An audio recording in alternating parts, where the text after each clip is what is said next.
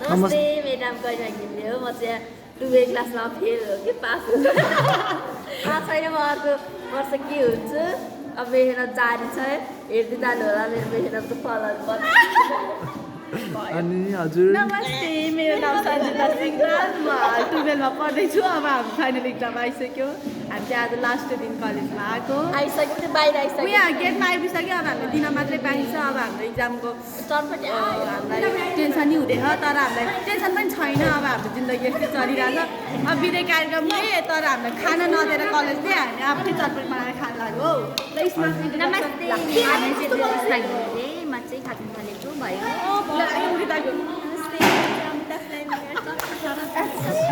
उसको सुना भन न भन चटपटी खाऊ सक्छु तिमी पनि नभन्ने नमस्ते मेरो नाम अब आज लास्ट दिन सबैजना छुट्टिने भयो है त्यो पार्टी भइरहेको